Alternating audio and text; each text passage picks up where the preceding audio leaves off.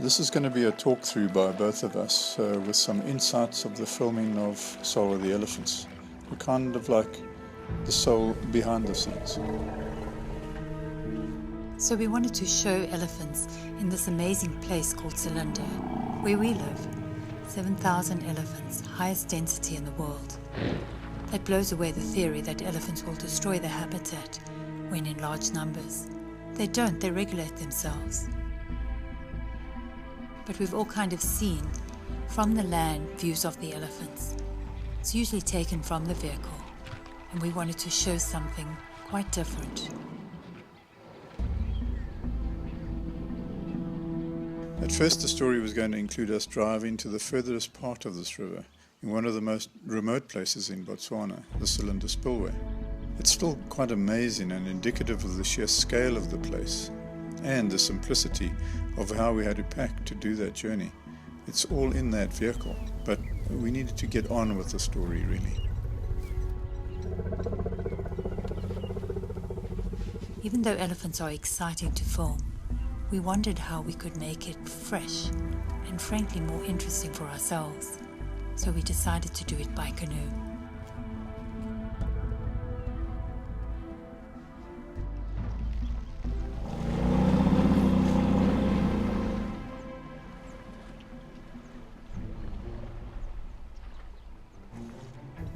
We got great helicopter shots and whole sequences, but in the end it was just better to get going on our journey and cut all of that out in the edit room.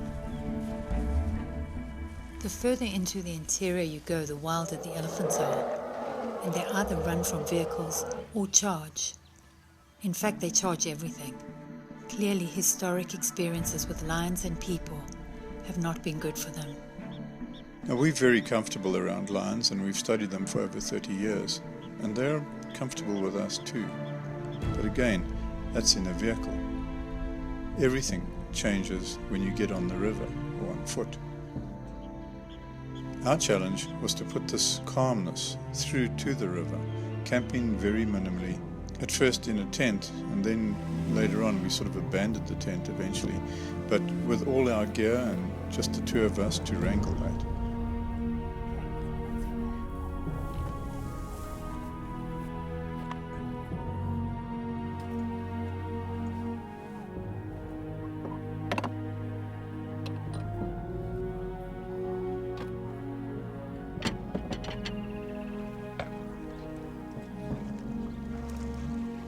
Once we were on the river, it was like we were suddenly at peace, totally alone, without the noise of a vehicle, and almost without that false protection of metal.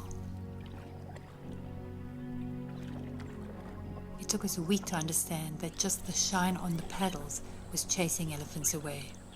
Fortunately, we found the loss of our tape and used that on the paddles. And of course, when you're on the river, you aren't in the shade of trees, so we were baking our brains out in 40-degree heat every day. Dehydration was an issue, but just overheating was something to watch. But finally, we were able to get into that zone where we were floating towards some of the most exciting and sometimes dangerous wildlife in Africa. For the most part, they accepted us with a gentle reminder to keep our distance, but amazingly that distance was still much closer even than we could get in a vehicle. It was like being let into their world, almost as a member of the herd, with a few exceptions.